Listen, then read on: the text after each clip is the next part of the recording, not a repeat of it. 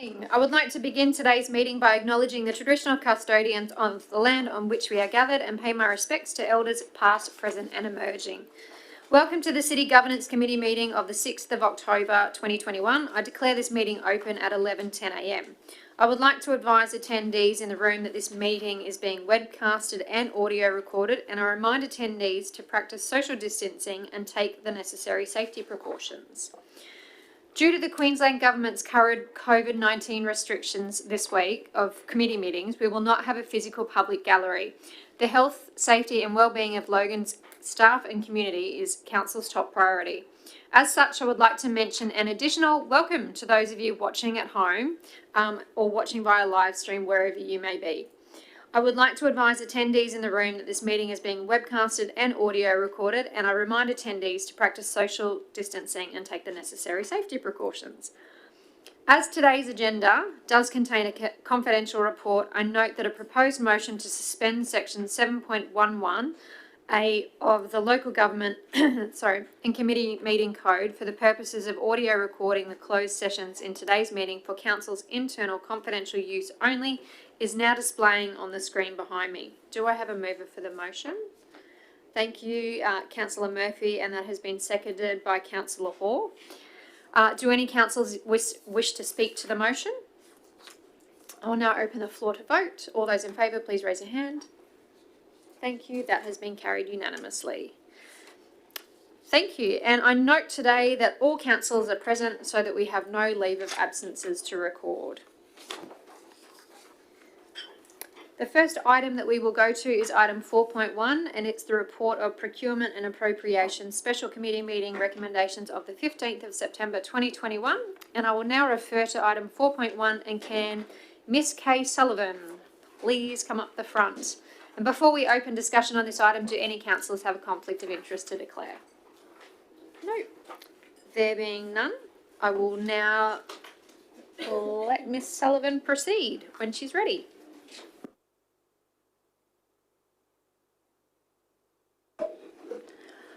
Good morning, councillors. I will take the report as read, but just wanted to highlight a few points as well. So at the Procurement and Appropriations Special Committee, we had 2 agenda items and a GB item. The first was a presentation by the Parks Branch Manager, Brad White, on Parks Branch operations. It was a particularly informative report, and Brad actually shared with the committee the Parks Branch structure and service portfolio. He talked about his delivery methodology and also highlighted how the transition to a strategic procurement model would be really beneficial for the Parks Branch. The second agenda item that we had was Council's response to the Queensland Audit Office, their financial audit report, and that was specifically around recommendations for procurement and contract management practices. And then we also had a GB item regarding an article by the Crime and Corruption Committee on conflicts of interest. And I was really pleased to be able to share with councillors Council's approach in being able to address those issues that had been raised. Thank you, and I'm happy to take questions. Thank you, and I'll now open the floor for discussion, and I have Councillor Herrmeyer. Thank you, Madam Chair, and thank you, Ms Sullivan, for the report today. I thought I'd just give a quick overview on the committee that happened, the special committee, and it was really split into 2 parts, as Ms Sullivan said. It was a Parks report, and then it was looking over the financial audit report by the Queensland Audit Office. Now, the first bit, the Parks report, was all about parks. It was a deep dive into how the Parks branch works and how it operates. And what I find is we sit here and we vote on things, but what was really useful about that report is that it allowed me to understand how it goes from a vote to actually delivery, how the organisation takes that vision from us and actually implements it and sees on the ground results from it. And it was all initiated by Councillor Fraser, so thank you for bringing that up. I found it super useful. There were also some interesting things about the Parks branch. Every year the Parks branch spends $38,000 on the provision of security services, and that's used to open and close gates, and it's used to support the park rangers with some after hours services. So being able to understand the parks branch in that detail was really appreciated.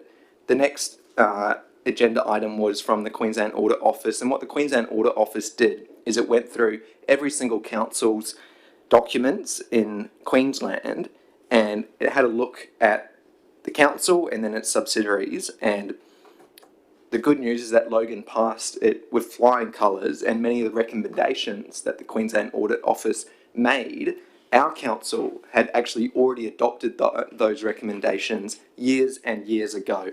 So it was a really great special committee. It was really appreciate the work from the organisation, and thank you for the councillors for coming and asking some really good questions. Thank you, Madam Chair. Thank you, Councillor Jeremiah. Sorry, Ms Sullivan, do you have anything? No? Nothing further today, thank you. All right. Is there a mover for the report that is up on the screen? Thank you, Councillor Jeremiah has moved it. Do I have a seconder? Oh, sorry, Councillor Bradley, I'm sorry, I didn't see you. Sorry. Sorry, I didn't mean to be so loud. I just wanted to say I really enjoy the committee, and particularly the report in the Procurement and Appropriation Special Committee in relation to the parks.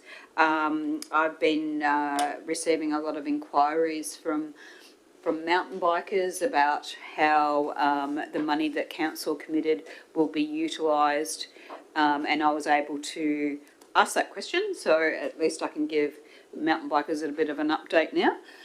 So I'm actually finding the committee very valuable, and so thank you very much for your reports. That's all I wanted to say, and I'm happy to second it. Thank you. I have Councillor Jeremiah move it. Councillor Bradley has now seconded. Do any other councillors wish to speak to the motion? There being none, please raise your hand if you're in favour. Thank you. That has been carried unanimously. And that marks the end of Ms Sullivan's reports. Do you have any general business for us today? No, thank you. No? Does anyone have any general business? Councillor Lane. Thanks very much, Ms Sullivan. I just want to say thanks very much for the new microphones. They're working like a treat, and we haven't had a problem at all. It's been great. Thank you. Yes. That's wonderful to hear, and I'm sorry we had to go through the pain previously. Thank you. I actually ducked out in the middle of committee yesterday, and Kay grabbed me in there, and I was like, oh my gosh, they're working a treat. Thank you. So, Councillor Kransky. You took the words right out of my mouth, but I did just want to say I know that councillors became a little bit antsy with the microphones, but I just want to say thank you for your diligence in actually working with us and seeing it through to the other side. And I watched you like an expectant mother hen yesterday, making sure they were all working, and they've exceeded expectations. They've been great, so thank you. Lovely. Thank you. All right, we will move on to 5.1. 5.1 is a determination of community benefit fund requests.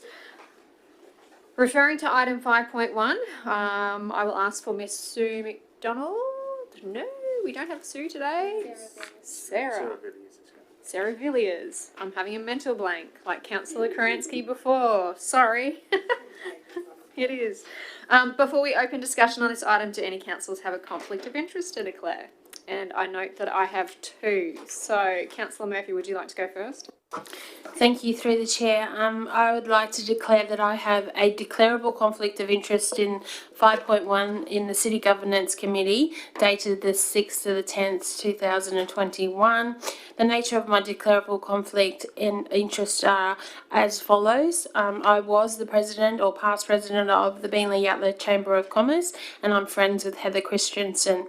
The declarable conflict of interest arise is from my relationships with these parties as the president of the past Beenleigh-Yatala Chamber of Commerce, and being friends with Heather, who is applying on behalf of the Junior Chamber of Commerce for the end of year function. So I will be removing myself from this meeting. Thank you. Thank you, Councillor Murphy. You can leave. And Councillor Jeremiah. Thank you, Madam Chair.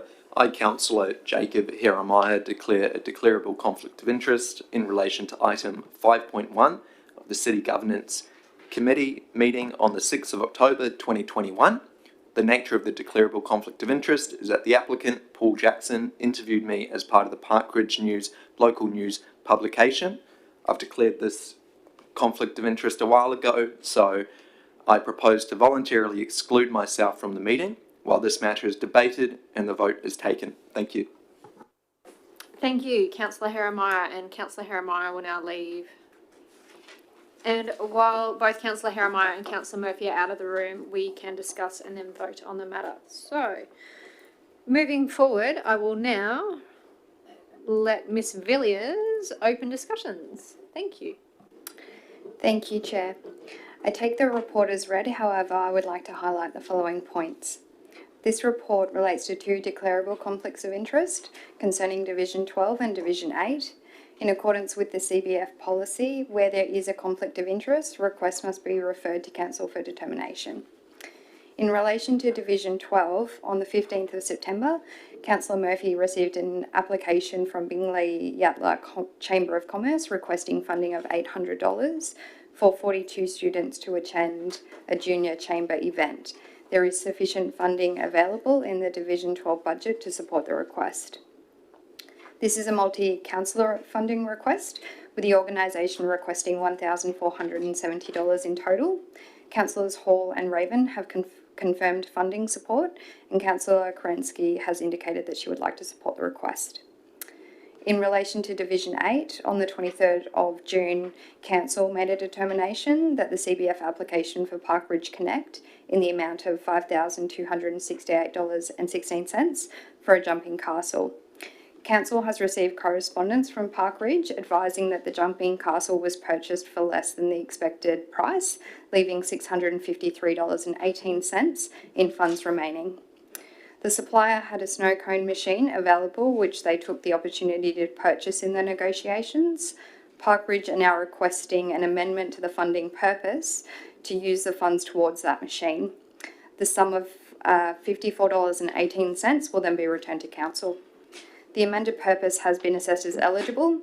As the original determination was made by Council resolution, a further resolution is required to amend the purpose of the funding.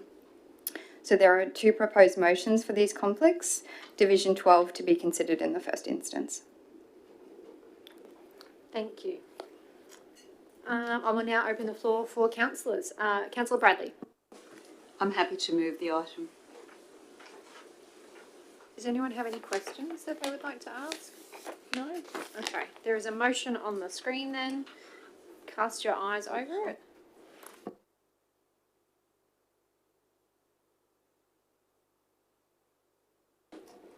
Do I have a mover for the motion that's on the screen? Thank you. Councillor Bradley has moved. Councillor Hall has seconded. All those in favour, please raise your hand. That has been carried unanimously for those of us that are in the room.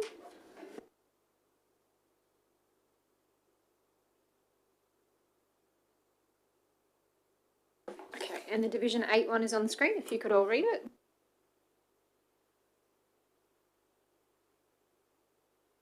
Okay, and Councillor Bradley has moved that one. Do I have a seconder for the motion on the screen? Thank you, Councillor Fraser. All those in favour, please raise your hand. Thank you. They have both been carried unanimously. Awesome. If we could please invite Councillor Heremiah and Councillor Murphy back into the room.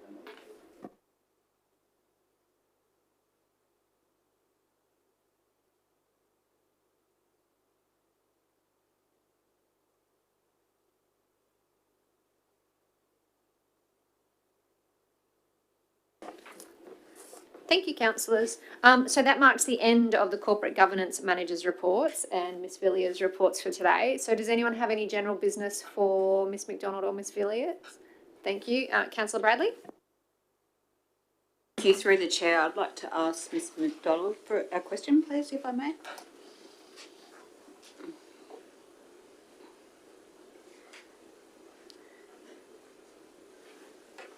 Thank you. Last financial year was the first time our CBF has been online for community groups and sporting clubs to actually apply for divisional funding through the Community Benefit Fund. It's the first time ever since 2008 that I've been a councillor that there was copious amounts of Division 1 money left over. And after talking to sporting clubs and community groups, they expressed to me it was just so convoluted how to actually apply for that community benefit fund, which is supposed to benefit the community, but in a way it actually discourages people to, why bother? Like, it's just so hard. I'm just curious, is there a way of actually improving that process? Because once upon a time, groups would just email us, we would go yes, no, whatever, fill out a form, and Bob's your uncle. It would be go through committee, and then it would be approved. It was just very easy. Now it's just so complex. It's complex for us because we now have to do a two lots of emails that I find very difficult, and I believe a number of other councillors find it difficult as well. I often get mine wrong, and I've heard other councillors expressing the same thing. I'm just wondering, is there any way we can simplify that process? The way technology is now, we could easily create something simpler, surely. Through the chair, Councillor Bradley, thank you for that feedback. We've had similar feedback from councillors. So the process has changed in the last couple of years, and what we're doing now is reviewing that process to make it as easy as we possibly can for our community organisations to apply for CBF funding. We're also looking at ways that we can streamline it for councillors to make it easy as well.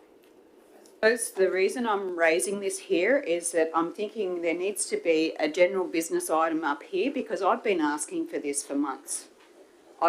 Behind the scenes, I've given that feedback, and I feel like we're just beating our heads against a brick wall. I would actually like to ask for a general business item, so a report comes back to us with a review of this process, so that we can actually streamline it to make it user-friendly for community groups who are volunteers. They're mums and dad volunteers. They're not people who are employed to actually apply for these grants. They're actually just everyday people. It just needs to be simplified. So I'd like to ask for, may I ask your correct title? Through the chair, it's a corporate governance manager. That the corporate governance manager be requested to write a report to the next city governance committee, outlining a review of the community benefit fund and improving processes, or something to that effect. Okay, just while she types it up, just so you know, Councillor Bradley, Councillor Raven and myself have been working in the backgrounds with the team to try and simplify this. The landing page for the grants has recently changed to make it a bit easier. It's still probably not the best that it could be, but it has recently changed. But we've been working in the background with the director, Ms. McDonald,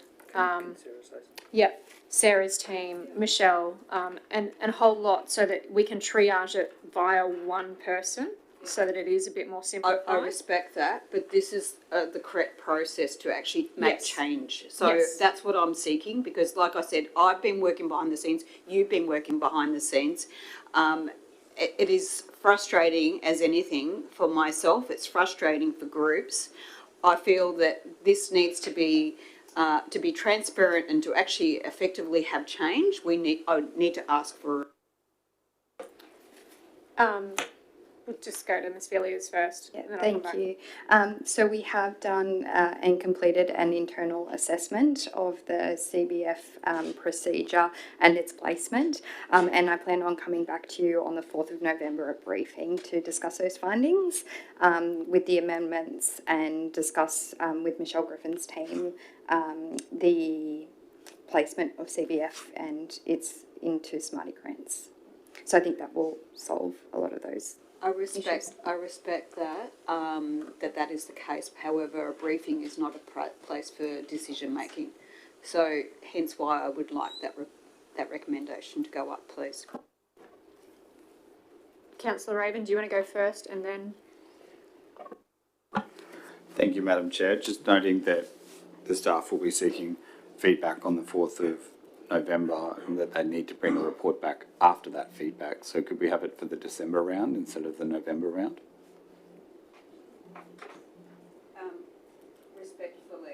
Respectfully, I've been asking for this for months. I've given feedback for months. You have been working behind the scenes for a while as well. Is there any opportunity to have that briefing a lot earlier? Well, I'm sorry, if you've already got the findings, that could be part of the report. So, with all due respect, to have a report into the next round, it needs to be submitted by next Wednesday. It's just like there's a limit to what they can achieve.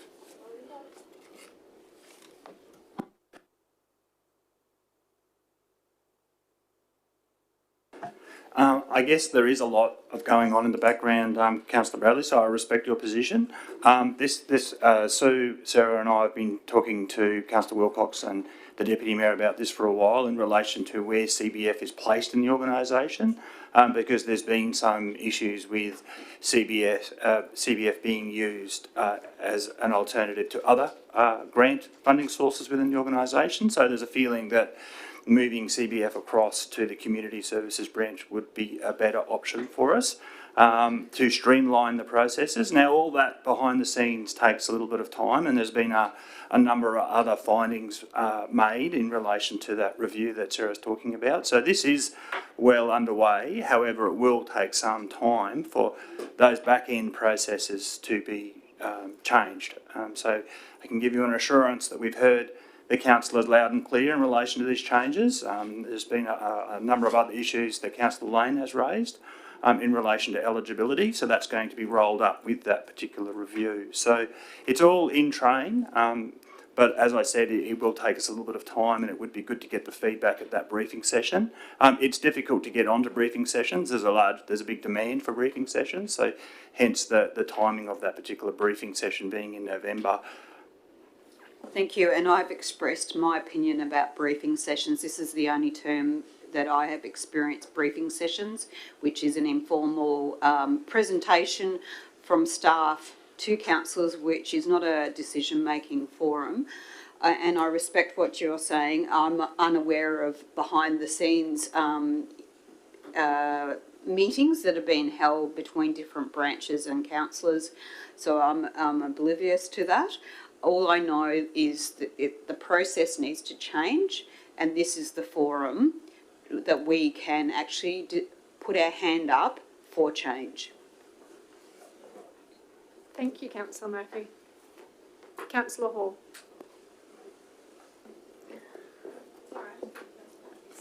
Through the chair, I've actually had the opposite problem. My people are putting in CBF requests came thick and fast in Division 6. And I'm happy that there's actually a process in there to filter out these groups which, you know, honestly need funding and the ones that are just wishy-washy looking for money to buy something that they may not really need. I do think, you know, being an exercise and getting it is actually a good thing, because if you seriously need the money for something that your group needs, you'll persevere and you'll get through the form work. You know, and the ones that were struggling, that needed help, council was more than able to provide assistance as to guide them through as to how to submit a proper application for CBF. You know, and there were plenty of groups that kind of missed out in Division 6. So I'm a bit upset to hear that there was divisional funding still left from other councillors, because I would have loved to give additional funds to some of those groups that were out there that may have missed out. So perhaps when you still have CBF money pigeoned away at the end of the year, probably reach out to the other councillors to see if there's any groups in their areas that may support or do something in your area as well, and help them out and provide some of your CBF funding that hasn't been spent to go towards these groups which work towards it. And look, I don't think it should ever head in the direction where we can just meet someone in a park and say we're going to give you money. I think the whole reason why it's been set out the way it is to prevent something like that from ever happening in council again. So I think we're going into really risky territory when we're trying to upset these systems which deal with ratepayers' money going out to groups. It should actually be a proper assessment process on who it goes through. Thank you. Thank you, Councillor Hall. And it is a proper assessment process. It's just Councillor Bradley's right, it is a bit of a convoluted one. It is a hard one for those people that haven't ever written a grant before, and it is quite hard. But rest assured, we're not changing it so that it's going to be free rein for everyone to apply. It still will be structured. Councillor Bradley. I wish to respond to Councillor Hawker's Division 1 bucket of money did actually support your group. So, and due process was followed previously, so any statement made to hint otherwise is incorrect. I would like to move that item, please. All right, we're about to have a motion put up on the screen for you. If you could cast your eye over it, and Councillor Bradley, let me know if that is okay. Yeah, that's fine. If you are saying that, yeah, that's fine. All right. Do I have a mover for the report that's on the screen? Councillor Bradley has moved. Do I have a seconder? Councillor Kransky has seconded. All those in favour, please raise your hand. That has not been carried unanimously. So, Mayor Power, how are you voting? Against. Councillor Raven, was your hand up? Councillor Hall, how are you voting? Against. Councillor Bannon? Against. And I was against. And Councillor Murph, you were for. And Councillor Stemp, you were for it as well. Thank you. So that was 4 against. So that has been carried. Thank you. Thank you. Thank you. Any other further general business for Ms McDonald or Ms Villiers? Do you ladies have anything for us this morning? Lovely. Thank you so much. And now we are going into late report for Executive Financial Performance Report for August 2021. Miss Bug is actually away, not feeling very well today, so I have Mr Strachan here, and he will open the report. Oh, sorry, do any councillors have conflict of interest to declare? No, there being none. Mr Strachan, go for gold. Good morning, councillors. So Caroline has furnished me with some notes, which is great. So I'll make use of those today. So what you have before you today is the report for the period ending August 2021. So we're only 2 periods in to the financial year with regard to this report. I suppose of importance to note is that Caroline's identified no unexplained variances or risks in relation to the financial position. Just let me butt in for 2 seconds. I did forget to note that it is confidential. Sorry, I just noticed that I forgot to read this bit out. Apologies all. I know. There's a confidential attachment. Yes, there is. There's a confidential attachment. So I'll just read this bit out. Sorry.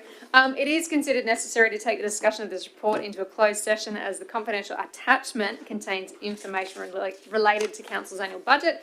Do any councillors wish to move into closed session for this item? No. Yes, Councillor Kransky. Robert's presenting on the report. Robert, is any of your presentation in confidential? No, that's fine. Then no, I don't need to. Thank you. Perfect. Sorry, keep going. Thank you. I can guarantee that I wouldn't stray into confidential information.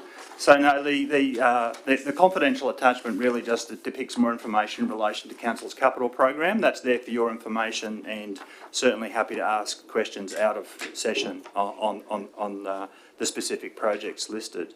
However, just to go back to the general body of the report that is in open session, it certainly paints a fairly positive picture. As I was just saying, there are no new risks or unexplained variances that have been identified, so we're tracking quite well year to date. As you can see from the report, the operating surplus is greater than budgeted, so the actual result, or the operating surplus, being $9.3 million, which is higher than anticipated due to a number of timing differences predominantly. You'll note from the report that revenue is above budget by about $2.13 million, and as per we saw last year, that was predominantly driven by increased or above target fees and charges in relation to DA fees and property searches in particular, having an influence on the positive result with regard to revenue.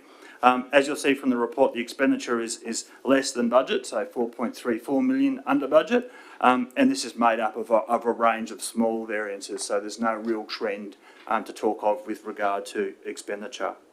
The capital expenditure is tracking relatively in line with budget. I think there's only a 3% variance, which is quite small, keeping in mind that we're only, in terms of this report, 2 periods into the financial year. You'll notice from the report that the rates arrears have significantly improved. That really comes down to a timing difference with regard to when the August rates notice was released last year compared to this year. But from all accounts, in relation to rates and charges, we're on track and having a fairly positive year in that regard. In relation to sundry debtors, which is on page 12 of the report, which is usually of interest to councillors, I just note there that some of the larger debts listed for Point Corp, EDQ and Visy Recycling have been paid. So since this report was produced, those debts have been paid. So other than that, happy to take questions. Lovely. I have a question from Councillor Jeremiah.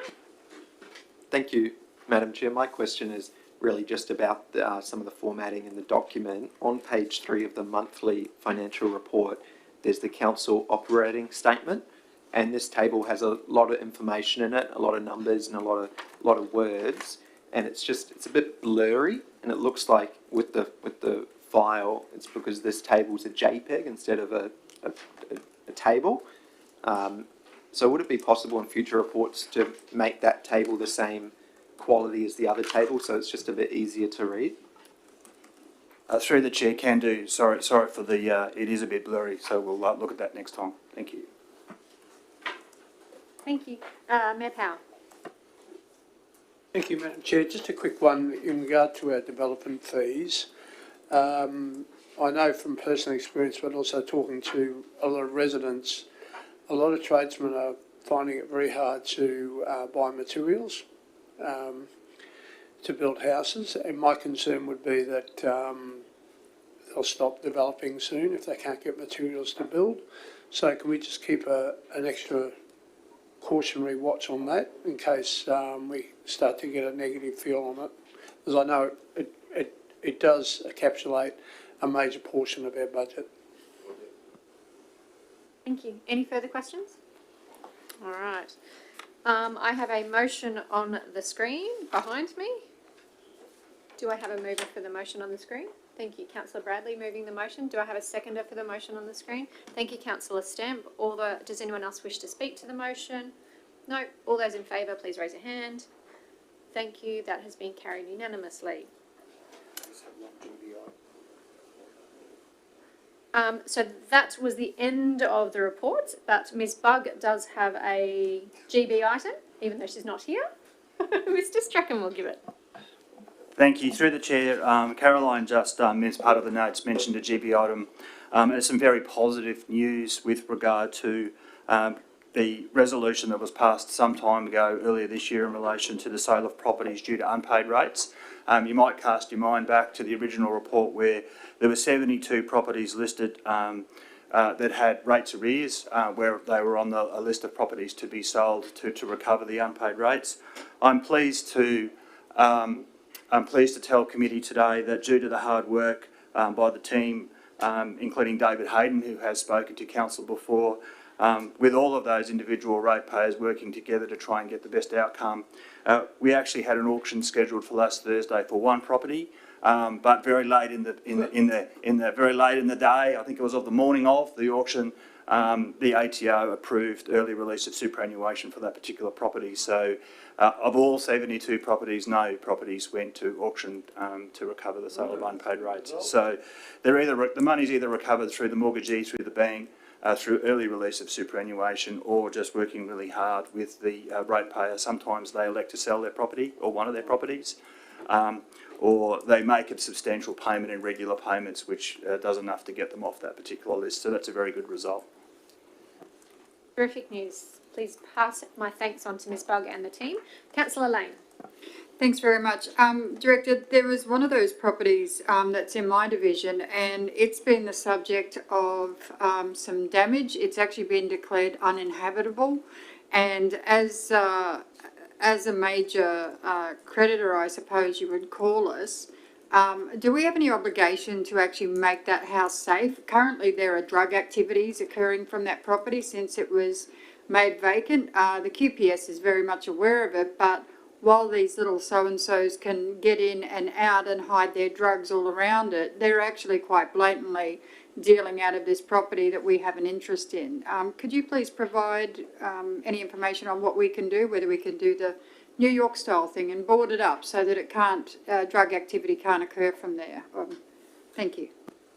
So, Councillor Lane, I'm happy to talk to you offline with, just to get some more detail in relation to that particular property. I mean, obviously that property isn't owned by council, so until such time that it becomes the property of council, I think there's not a lot we can do, but I'd certainly be happy to talk to you offline to see what we can do. Thank you. Thank you. Any further GB? No. I note that due to social distancing restrictions, not all managers or staff could attend today. That being said, we've just done the GB, apologies. That completes our agenda for today, and I declare the City Governance Committee meeting of the 6th of October 2021 concluded at 11:45 a.m. Thank you. Have a great day.